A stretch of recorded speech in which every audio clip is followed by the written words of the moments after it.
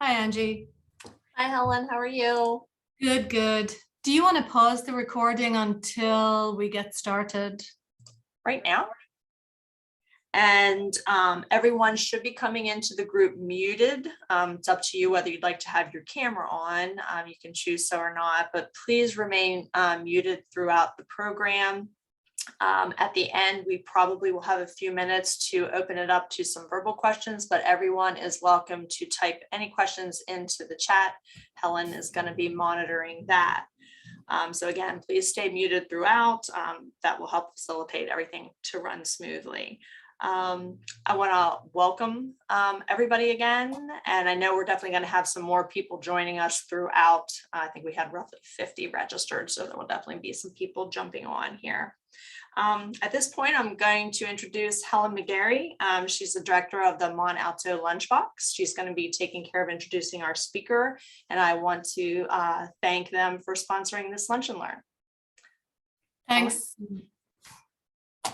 Thanks very much, Angie. So the Penn State Mont Alto LaunchBox is part of a university-wide initiative, Invent Penn State, that has seeded 21 innovation spaces across the Commonwealth to assist entrepreneurs, startups, and small businesses. We facilitate workshops such as this one today, events such as the Lion Tank that was held last week on our campus and virtually, and we connect entrepreneurs to a comprehensive suite of services and resources, including access to legal assistance through the Penn State Law Entrepreneur Assistance Clinic. These free services include help with new company formation, protecting IP, filing a patent, and various regulatory requirements. We also partner with organizations such as the Small Business Development Center, the Chamber of Commerce, of course, FCA DC, SCORE, and Ben Franklin Technology Partners to really shore up the access to an incredible ecosystem of support and innovation, of innovation and entrepreneurship in our area. Today's topic on our economic landscape is both relevant and timely. I'd like to introduce you to our speaker, Ryotaro Tashiro. Rio is a senior outreach economist with the Federal Reserve Bank of Philadelphia, with expertise and focus in the areas of regional economics and community development. Rio frequently speaks to groups regarding the regional economic outlook and the functions of the Federal Reserve. Some of his more recent presentations have been with the PA Bankers Association, Rutgers Business Outlook, and several PA Chambers of Commerce. Prior to joining the bank in June 2016, Rio was a business analyst for Bloomberg. Rio, it's over to you. Thank you very much, Helen, for that nice introduction. Thank you everyone else for having me here. Good morning, everyone. My name is Ryotaro Tashiro. I work in the research department here in the Philly Fed. Let me see if I can share my screen so that I can get my presentation going. All right, so my task this morning and through this afternoon is to give you a brief update on what's going on with the economy, during which I'll be addressing a few key questions related to the economy. So we have some time reserved for questions at the end of the slideshow, as I understand. So I'll be happy to answer any questions then. Before I can get started, I do need to preface my remarks with the standard Fed disclaimer that the views expressed this morning are my own and do not necessarily reflect those of my colleagues here in the Federal Reserve Bank of Philadelphia. So with that out of the way, here is the sort of the outline for this morning. I will focus on answering sort of four broad questions for the economy. So I will first talk about what has improved since the fall, particularly since the new year had begun. So I'll be talking about that in the beginning. And then I'll follow by talking about some of the challenges that we see here in the economy. And then the last half of my presentation will be focusing on two of the most common questions I get from my audiences, which are issues with supply chain and how that's impacting the businesses, and then issues with supply chain and how that's going to be impacting their businesses so far, and the price of both the human capital as well as the input costs. So I do want to start off with providing you with the big picture in terms of the national economy, right? So this table shows, my preferred measurements of the economy and compares how each of these statistics has performed relative to November. So for simplicity, what I wanted to do was to highlight the data for November in orange. And then if the statistics improved since then, you see green boxes on this slide. And then if the numbers became worse relative to November, you see red cells here. So if you stare at this table for a second, you kind of notice, particularly on the top half of the table, you'll see that the overall U.S. economy continued its growth since the fall. So it's not like, despite the fact that, things have been, slowing down a little bit, it's not like, we have, slammed on the brake pedal or anything like that. It's just that things have actually continued growing in our country for economic performance, albeit some slowness, which we'll talk about in a minute. So some consumer activities were severely impacted by the Omicron wave in January. So you see that, for example, checkpoint numbers for TSA checkpoint numbers, did decrease quite dramatically in January because people weren't traveling by air as much because of the spread of the Omicron virus. But overall, you can see that consumers actually did continue spending, which is why you see quite a bit of green cells, particularly in the top half of the table.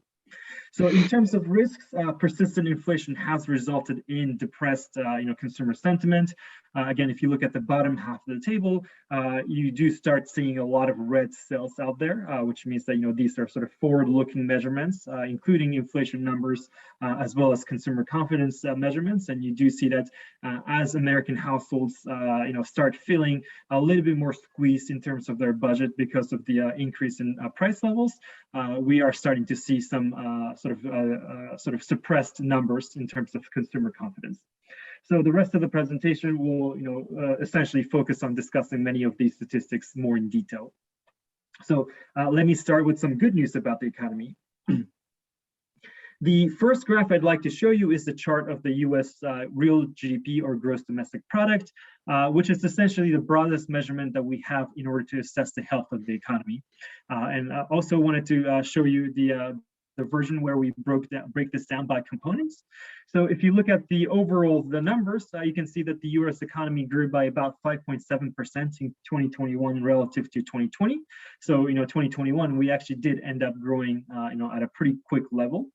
As you can see from the recovery average column, which is the second to the left column, highlighted in light blue, much of the growth during the recovery period so far can be attributed to the growth in personal consumption. So if you look at that particular column there, you can see that about half of the growth that we have actually experienced since the Q3 of 2020, half of that is actually due to consumers like you and I, continuing to spend throughout the pandemic.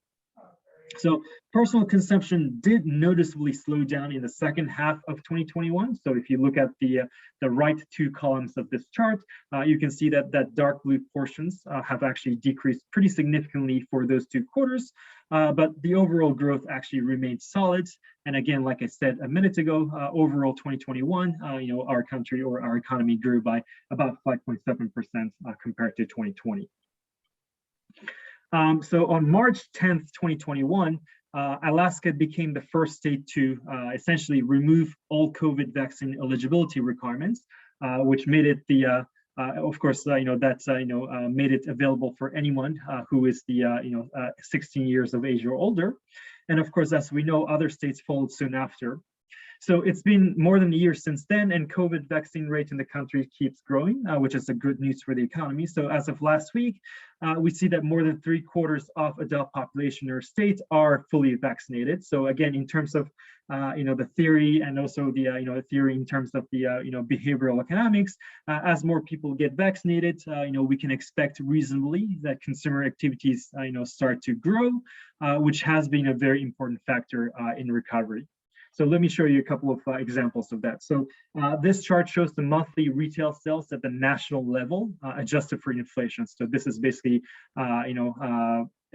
it's not like people are spending more just because of the higher prices, but it does look like we are spending more, buying more things, regardless of what the price is. So you can see that consumer spending, actually did continue growing at a pretty solid pace throughout the pandemic.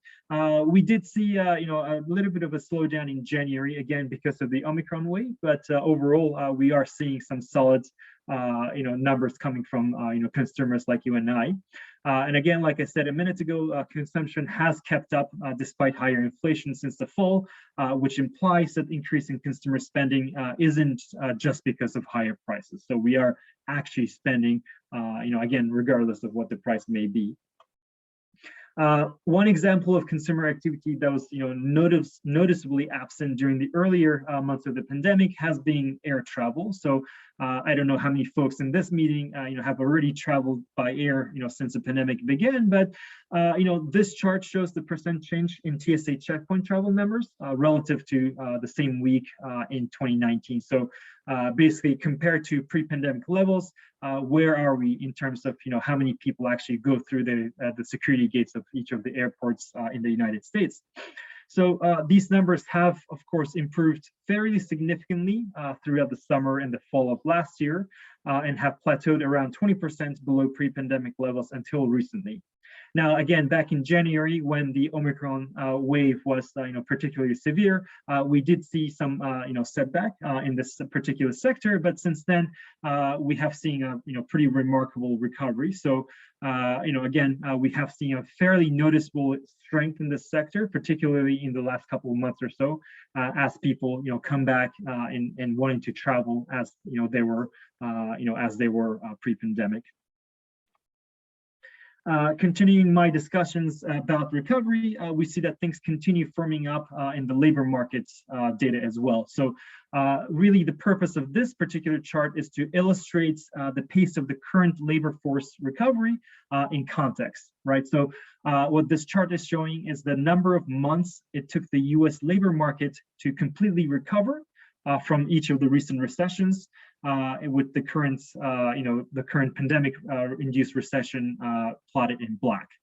So essentially, when each of these lines hit zero, that means full recovery, right? So that's what full recovery is, when the lines hit zero.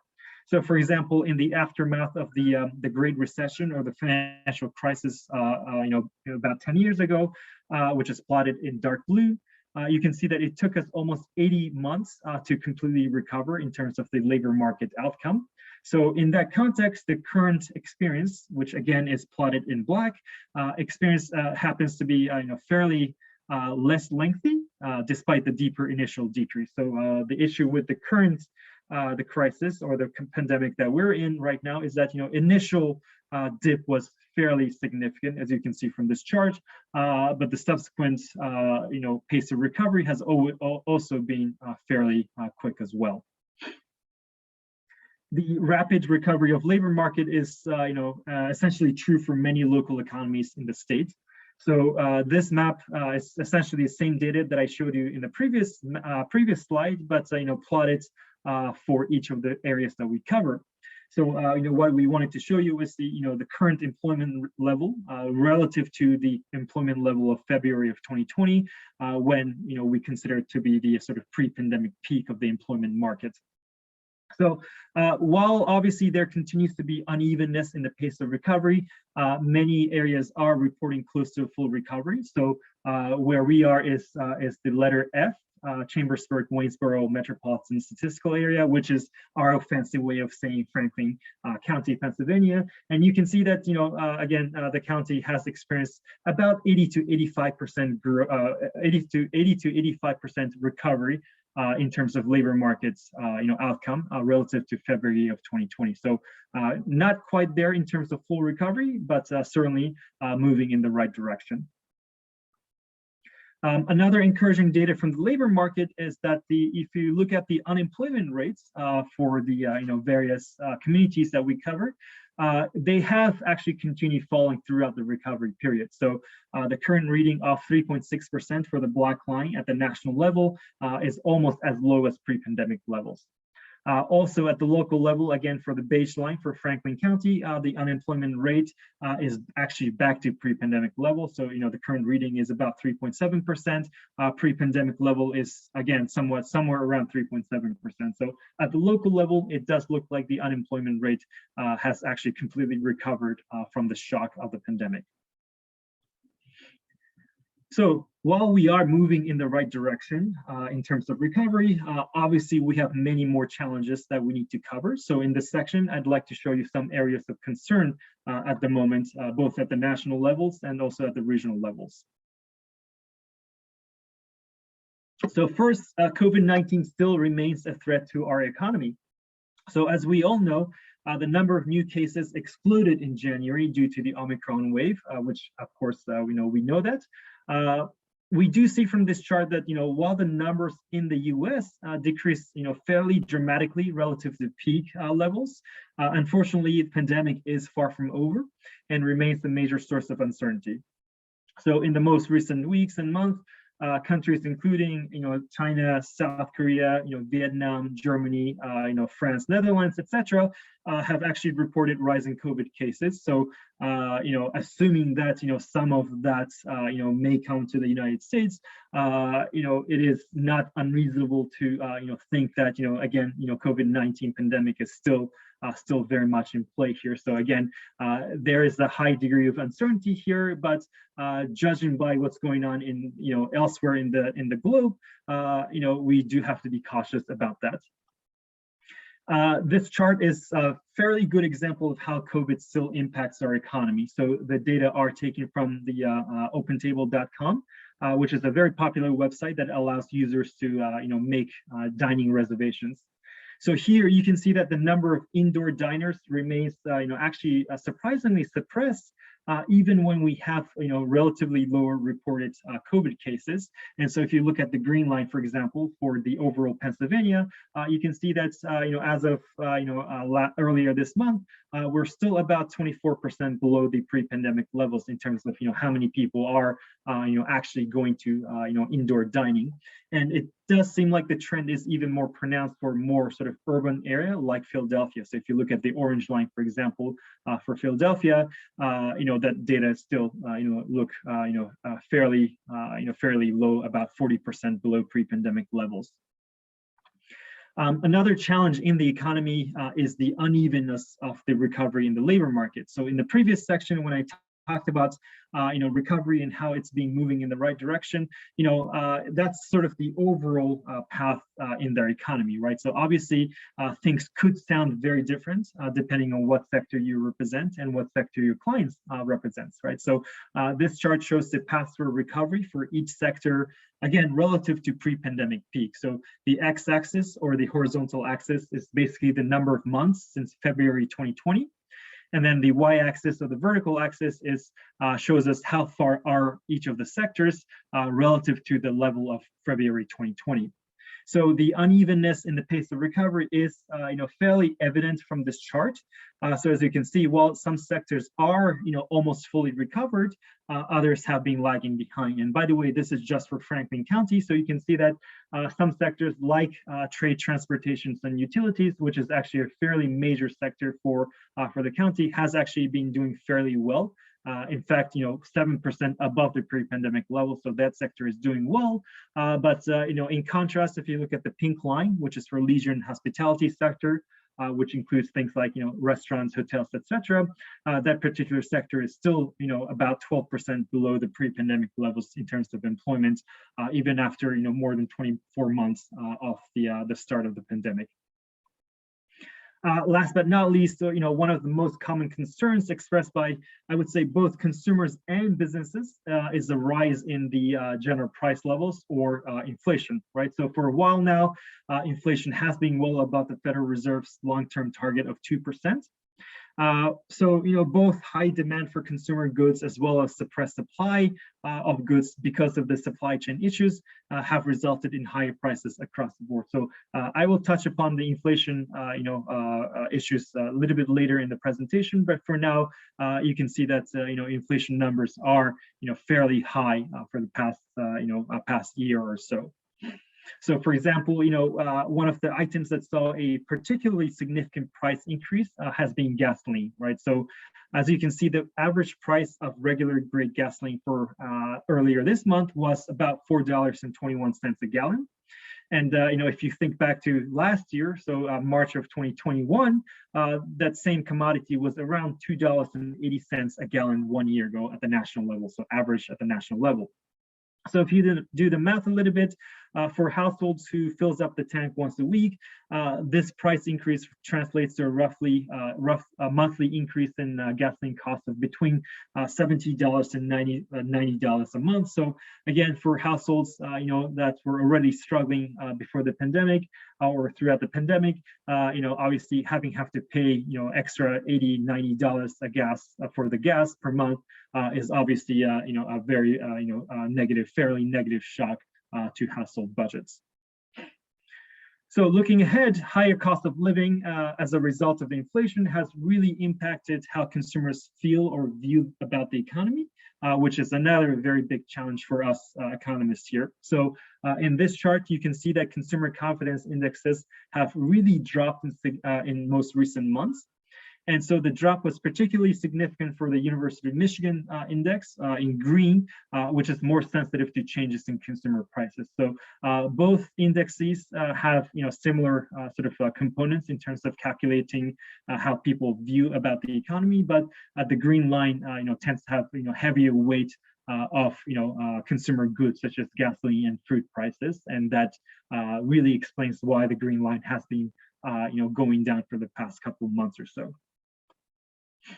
So like I said in the beginning of this presentation, what I wanted to do for the rest of my time is to talk about two sort of most common concerns that I hear over and over again from my business contacts these days, which are labor supply and supply chain issues and the costs associated with both of them. So to provide you with some context, this chart shows the most frequently cited reasons for production being below capacity. So every quarter, some of the manufacturing plant managers are asked about, their operation, and one of the question is, if your plant is operating below capacity, what is the reason for that?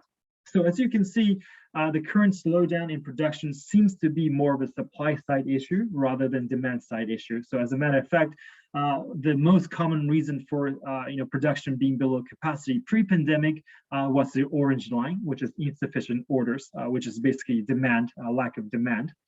So as you can see, since the pandemic hit, we can see that the number, the most common reason has actually, been replaced by the supply side issues, which is the blue line, which is the insufficient supply of labor, as well as the green line, which is the insufficient supply of materials. So you can see that really, when we think about, why are things not being made and why are things, a little bit slow in terms of the economy, in terms of production. Really, the most common answer to that question is, insufficient supply of, both the labor and materials. So let me actually first talk about the labor side of this issue. So again, one of the most common concerns expressed by our business contacts these days is the difficulty in hiring. So indeed, when we examine the data, we see that there has been a very sharp increase in the number of job openings in blue, while the number of hires stayed relatively unchanged. And I think what's more relevant in the past couple of months is that if you look at the green line, which is the quits rate, we are seeing significant increase in the number of people quitting their jobs. So if you look at, again, the yellow line, the number and the percentage of people quitting, have actually, increased fairly dramatically in the past 12 months or so. So for firms experiencing difficulty in hiring, it's very important to understand why workers are leaving their current positions and to understand how the current labor market dynamic is functioning.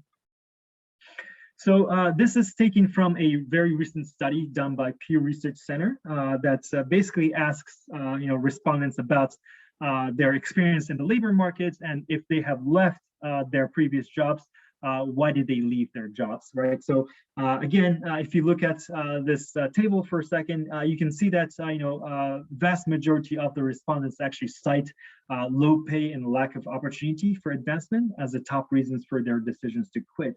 Another fairly major reasons for people quitting their jobs in 2021 was, if you look at the fourth bar from the top, which is because of childcare issues. So I'll talk about that issue in a minute, but it does look like besides the issues with low pay and the lack of advancement, it does seem like people may not have sort of an option to continue working just because they have to take care of their dependents, children and elderly relatives alike.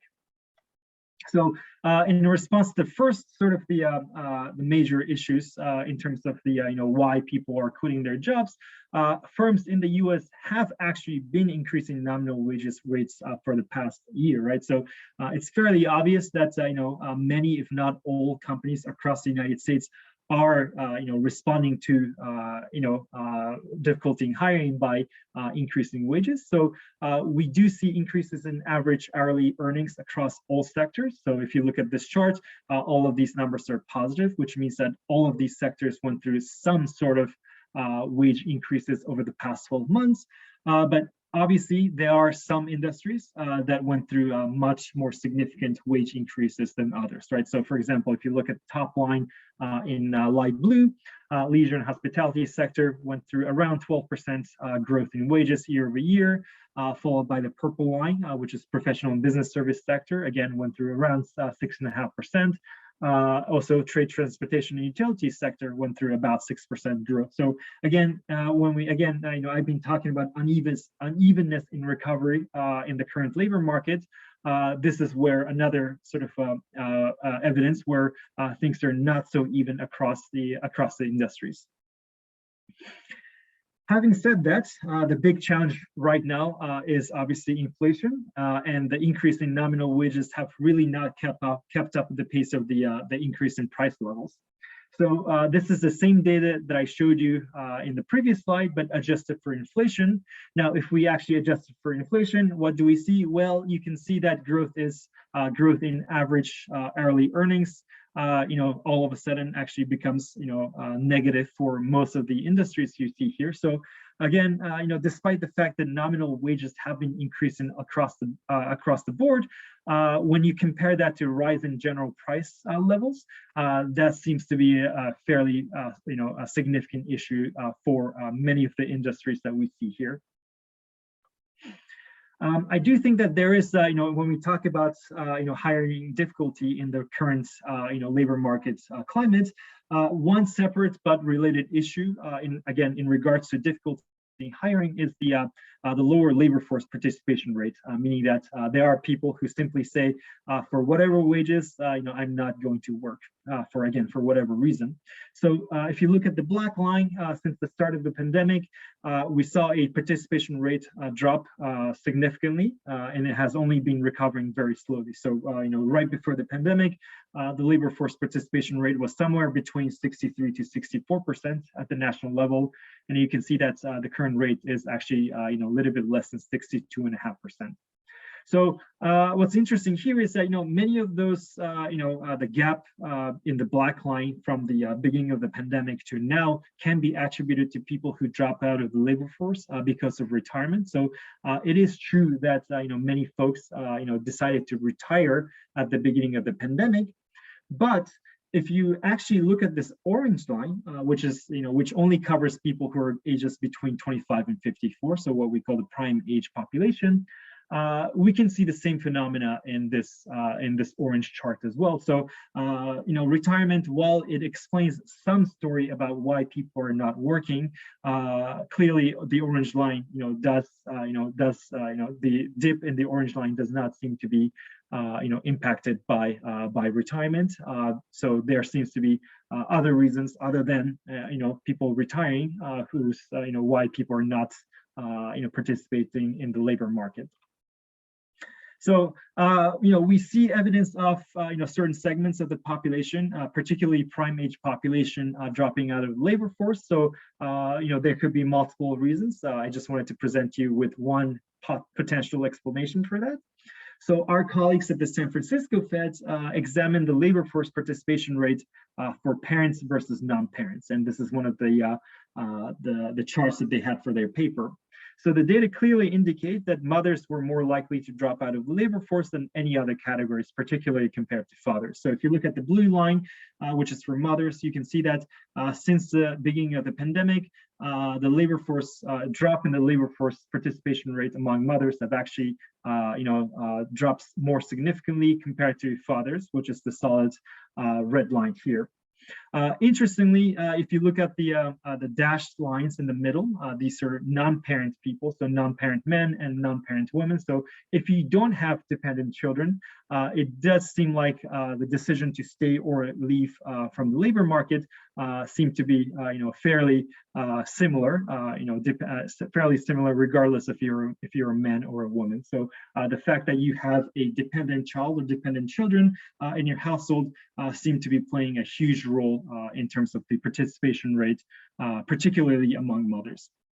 So if you recall the survey results from the Pew Research Center a couple of slides ago that I presented, close to half of the respondents cited childcare issues as one of the reasons for leaving their previous job. So again, besides the wage issues, besides the retirement, increase in retirement, the lack of affordable childcare seems to be playing a pretty major role when it comes to labor force and labor force recovery. My last topic will be about the current supply chain issues and their potential impact. So, it's fairly clear to everyone by now that the pandemic has, distorted both the demand and the supply of various goods, which resulted in a fairly wide gap between, order backlogs and inventory. So this is one of the data that I keep, fairly close eye on, which is, the blue line is the order backlog. So the number of, so the index in terms of the backlog. So really the demand for goods. And then the gray line is the index for inventories, which measures the supply of goods. So you can see that the order backlogs have been at historically high levels, while the inventories have been at very low levels. So you can see that the gap between those two lines have been fairly wide throughout the pandemic. And so one of the challenges with the current supply chain situation is the extended delivery time for our producers. So we have here at the Philly Fed, we have a monthly survey to our manufacturing business, business partners, and every month we ask them about how their business is doing. And one of the questions that we ask is about delivery time. So compared to last month, how is your delivery time, both in terms of receiving and shipping your own products? Is it lower or about the same or higher than last month? And you can see that the index has been at a very high levels for quite some time. So you can see that at least in our local area, it does seem like the shipping time has been fairly extended for quite some time, which is one of the sort of the causes for the supply chain disruptions. When we think back to sort of the mild zero, if you will, for the supply chain, in the United States, you can actually see what's going on with the various ports to see how just how difficult it is to transport stuff domestically, right? So one of the reasons for the delay in delivery can be attributed to increased waiting time for cargo ships at various domestic products, especially ships at various domestic ports, especially the port of Los Angeles. So, clearly, if you look at the orange line, for example, the port activity has moderated since the peak in December. But having said that, the current reading still remains at historically high levels. So the current reading is about 93 vessels waiting, as of as of the beginning of the month. A typical number before pandemic was somewhere between 50 to 60. So, compared to that, we're seeing almost 50 to 60% jump in the port activities, which again partially explains why things have been taking so long to ship back and forth. A separate but related issue in the context of supply chain is the increase in price paid by businesses, which has led to increase in consumer prices as well. So again, in the same survey that I talked about that we conduct, we also asked them about, how is your sort of monthly expenses? Has that gone up, go down, about the same? And so you can see in this chart that the input cost has actually gone up fairly significantly for both the manufacturing partners as well as non-manufacturing business partners. And so, many firms are faced with decisions to either increase their own prices or accept lower profits. So, when I do talk to business owners across the district, one of the conversations that we have over and over again is that, given the higher cost of input, higher cost of doing businesses, do I, try to increase my prices to pass it along to my clients, or do I wait this out? So this has been, a very sort of big debate among business owners for the past couple of months or so. When you think about particular products that have gone through a significant increase in prices in terms of sort of manufacturing inputs, industrial metals are being traded at historically high levels. So because these commodities are traded globally and today's supply chains involve so many countries, geopolitical issues around the world could impact these markets. So for example, one of the economic impacts of the war in Ukraine could be higher material costs. And so, for the metal, industrial metal prices, we're not seeing too much of that just yet. But the point of this chart is to show that, because everything is traded, globally and not just domestically, what's going on in Europe could also impact, how much, some of the producers domestically would have to pay for some of these materials. So since I briefly mentioned the war in Ukraine in the last slide, I'd like to use the last few minutes to provide some discussions on its potential impact to our local economy. So in terms of the direct exposure, so in terms of the direct sort of foreign trade with Russia, U.S. goods trade with Russia accounts for a very small portion of the overall international trade. So the red line is the share of U.S. goods imports from Russia, and then the blue line is the other way around. So the share of U.S. goods exports to Russia. So you can see that both of these lines are fairly small. Both of these account for less than 1% of the total global trade that we do with the rest of the world. So it does look like in terms of the direct exposures of the sort of direct trade with Russia, the direct impact seems to be fairly small, just because we don't do a whole lot of direct business with Russian entities. Moreover, if you look at some of the products that we sell or buy from Russia, it seems like the direct exposure is further limited to certain sectors and products, right? So the top table lists the 5 main U.S. exports to Russia. And so if you can look at the top table for a second, you can see that if you add up the top 3 categories, so the machinery, transportation equipment, and chemicals, those 3 products alone actually account for over 60% of total monthly U.S. exports to Russia, meaning that unless you are in some of these highly exposed industries, it does seem like not only the overall impact is small, but if you're not even in these industries, it seems like their direct impact is fairly small. So similarly, from the bottom table, which shows the top 5 categories of the imports from Russia, if you add up the top 2 categories, which is petroleum and coal products, as well as primary metal manufacturing goods, those 2 categories actually combined account for more than 2/3 of all the U.S. imports from Russia, meaning that, again, the direct impact for for the rest of the businesses in the U.S.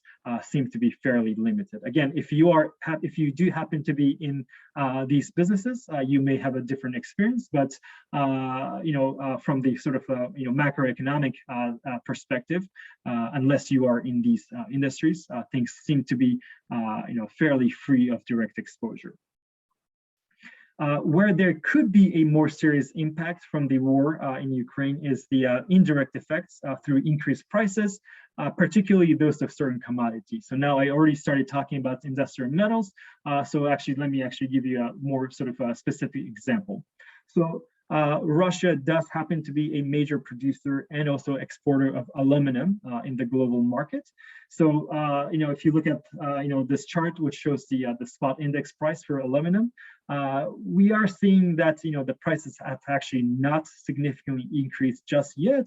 But depending on how the war plays out going forward, it has already, first of all, disrupted the supply chain of the commodity, and also again, depending on how long it will last and how damaging it would be to the world economy, it could result in higher prices for commodities like aluminum.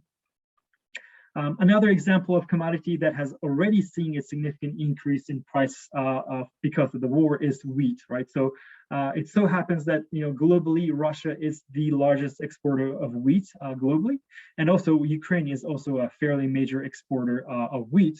So together, they account for around 25% of world's wheat exports. So if those two countries are in conflict, obviously the supply chain of this particular commodity is going to be fairly disrupted, and that is going to show up in prices. So again, if you look at this chart, which is the average wheat spot index prices, you can see that since the invasion began in the end of February, the wheat spot index increased by more than 30%. So it went from below 600 to well above 650. So it has come down a little bit for the past couple of weeks or so, but still we are seeing fairly high prices for wheat. So we might expect things like price for things like bread, pasta, anything that uses wheat could increase in the future. Just to wrap up, the overall economic conditions continue growing throughout the fall and the winter, despite the Omicron wave in January. So that's actually a very good news. We thought that because of the Omicron wave, we thought the consumers would actually stop spending. That wasn't the case. Having said that, COVID still remains a significant risk to the economy, not just our economy, but globally. And consumer sentiment has been at very low levels due to inflation primarily. And then finally, I also examined the potential impacts for the difficulty with access to both labor and materials. Things are, again, continuing our discussions about inflation, both the cost of labor as well as the cost of other inputs, materials have, risen fairly significantly in the past couple of months or so. Before I open up to the questions from the audience, I just wanted to share my email with you. So if you have any additional questions beyond this afternoon, I'll be happy to take questions individually via email. And I will share this slide with Helen after this event, so that if anyone is interested in obtaining a copy of the slide, I'll be happy to share that with you. So with that, that's all I have prepared for you this morning. Thank you very much again for having me here. Let me stop sharing my slides to see if anyone has any questions for me. Rio, thank you very much. My first question was, would you share the slides with us? Because I had that question in the chat, so thanks for doing that. Any questions from folks on the call?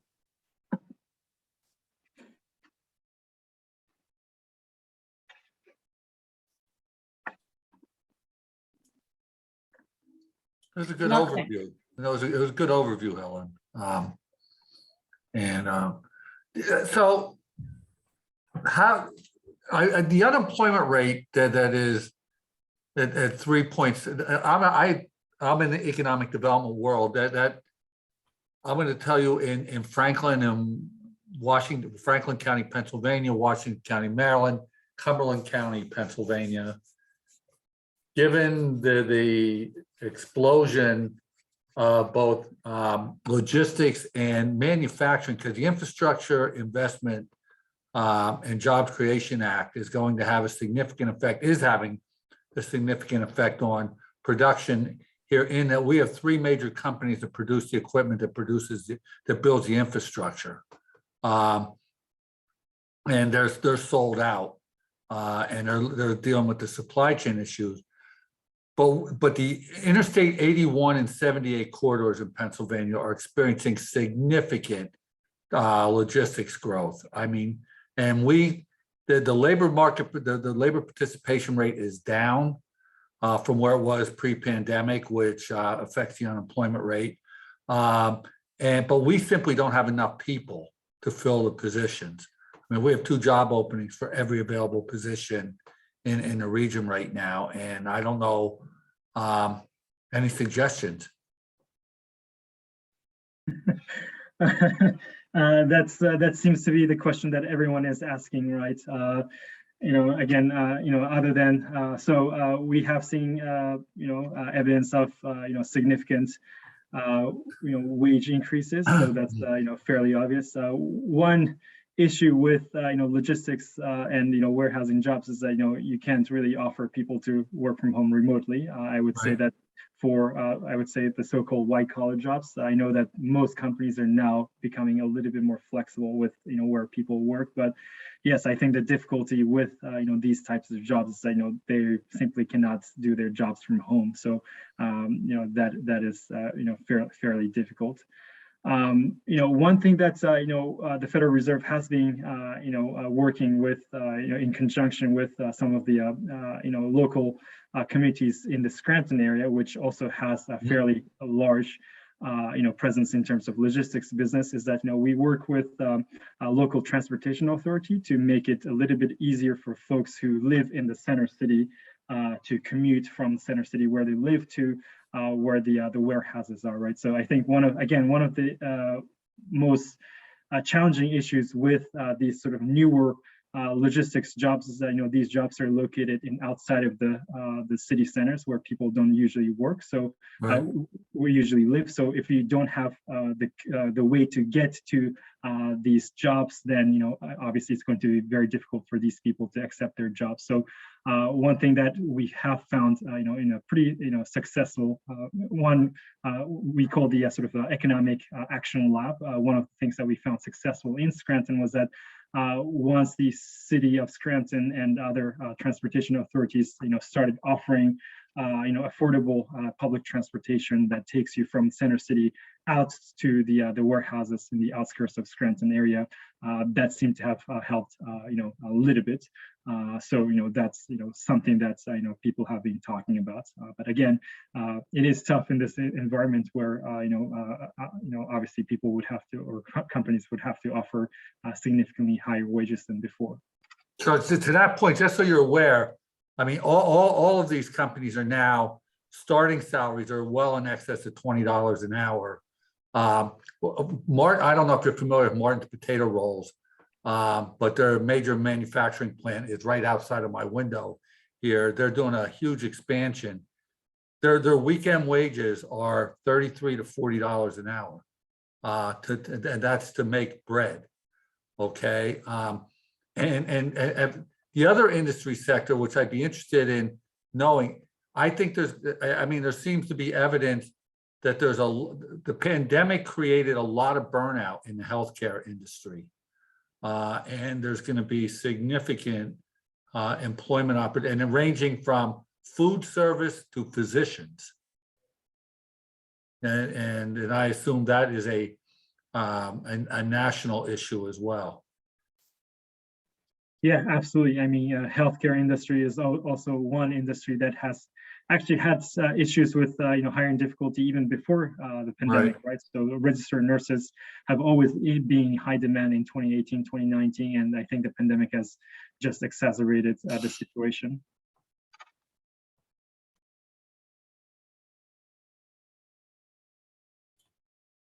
So Rio, I saw an update just before we got on this Zoom regarding the inflation rate up to 8.5%, I believe.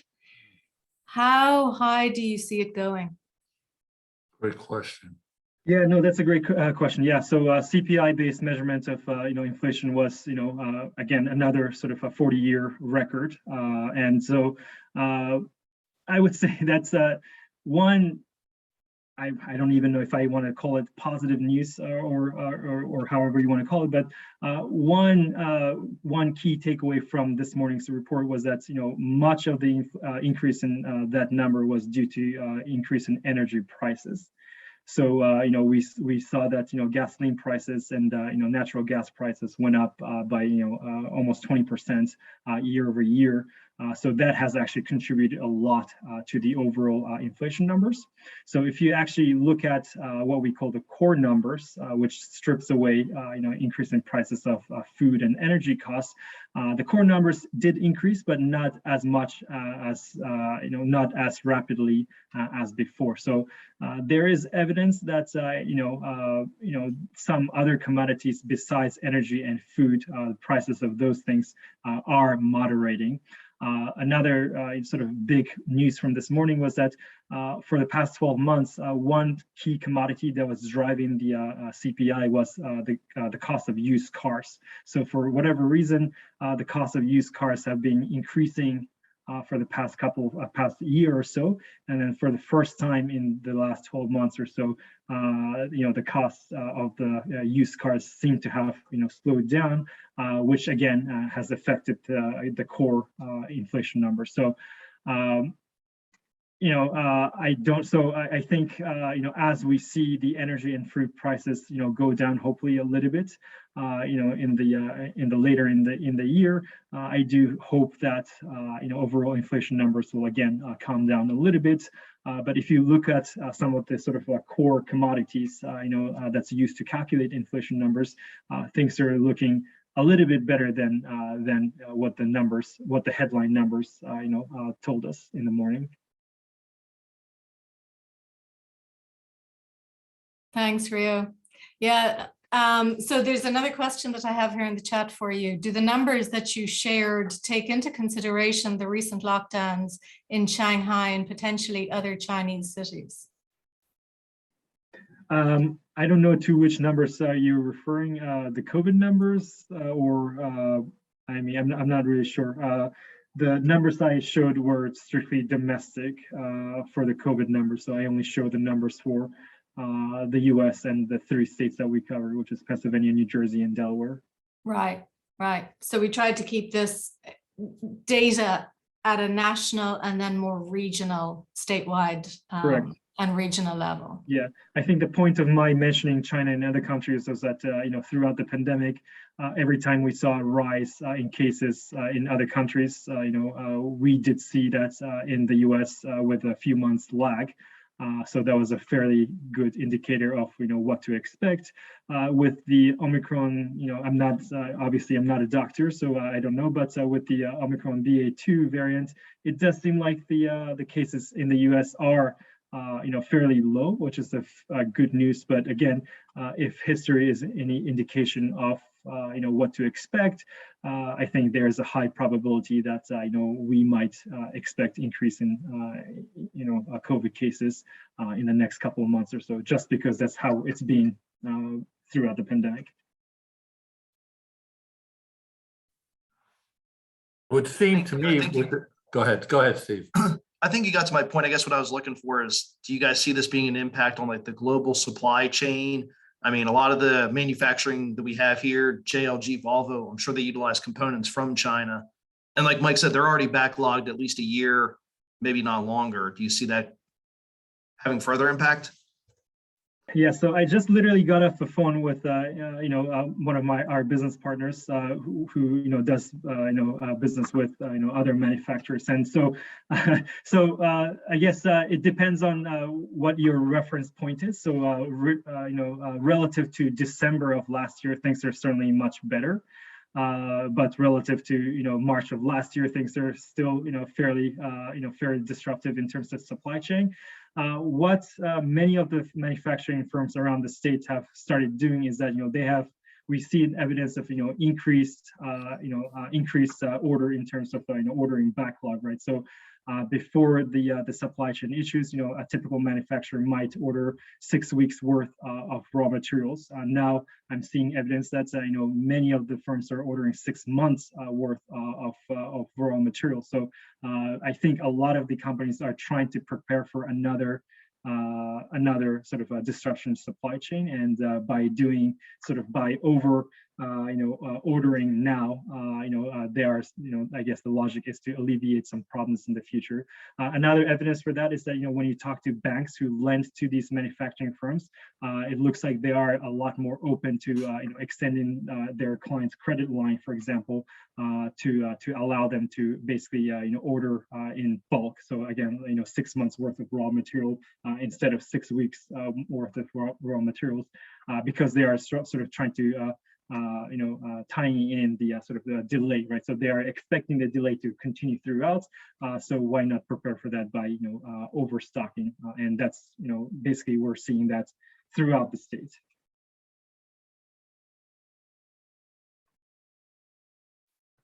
But I saw where Philadelphia just is implementing an indoor mask mandate again, which is not going to help their restaurant trade to recover any quicker.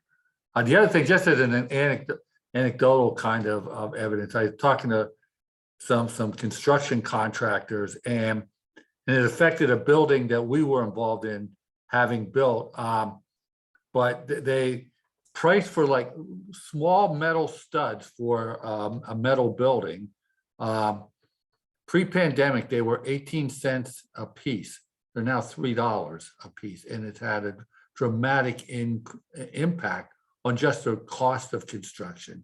It's just one small item, but when you have to order 18,000 of them, it has a huge effect on the price of construction. And there's other materials across the board that have really been impacted by the supply chain issues. And in some cases, what's going on, I know for Volvo, the Ukrainian, the Russian-Ukrainian conflict is having a big effect on, because they have certain suppliers in Russia and in Ukraine that have, it's been very disruptive to what they're trying to do in Shippensburg. Yeah, absolutely. I mean, yeah, again, these things are, traded globally. So, once something breaks down in that chain, yeah, it's going to have a ripple effect to, the end users, which are some of the consumers in our local areas. Rio, one more question, and then we'll let you go. And that is regarding the population numbers and folks that have quit their job over the pandemic. Has the population numbers decreased? And the question is, how are people surviving without working? Yeah, so unfortunately for the state of Pennsylvania, the data is pretty obvious, right? So we haven't had any population growth over the past couple of years. In fact, we do see evidence of people moving out of the state, and I think pandemic has again exacerbated the existing trend. I think the trend of people moving out from Pennsylvania to other states, existed well before the pandemic. I think it has really, really accelerated the trend that we had. But yes, I think much of that has to do with people again in Pennsylvania tend to retire a little early, and the pandemic has really accelerated that trend. So if you look at, for example, where people are moving from Pennsylvania to the rest of the country, we see people moving to Florida by bulk. So if you rank the number of the most popular destinations for Pennsylvanians to move each year, Florida has been #1 for the past 2 decades or so. So this has to be an indication of people retiring in Florida. So we are seeing population decrease for sure, and those people are spending elsewhere and not in this state. Interesting. And one last question squeezed in. Do you foresee any impact to the economy with changes with the 2022 elections? So I think that adds another layer to the sort of already high pile, huge pile of uncertainty that we have, right? So we have COVID, we have inflation, and then now we have, Ukraine, Russia, and then, adds, what may or may not happen with the midterm elections later the year. So I think, when I talk to my business contacts these days, I think it looks like a lot of people are just trying to take, trying to resolve this one by one. And many of them are not even thinking about the election that's going to happen in November, right? It's only April. So I think they're trying to get through the current, issue one by one. So again, I think I do see this as another, potential source of uncertainty, but it's not like we don't have any uncertainty in the economy right now, right? So it's I don't think people are too focused on that just yet. Well, Rio, I'd like to thank you very much for your time this afternoon and sharing your knowledge with us. It's exactly 12:30. You did a tremendous job of sharing a lot of big picture information with us, which we appreciate. Thank you very much. I'll share the recording out with folks and the slides that Rio is going to provide for us. Yeah, thanks Thank you. everybody for joining. Thank you. Thank you. Well done. Thank you. Have a good day, everybody. Thanks, Angie. Thank you, Helen. I'll be in touch. Okay, sounds Take good. care. Thank you, Rio. You.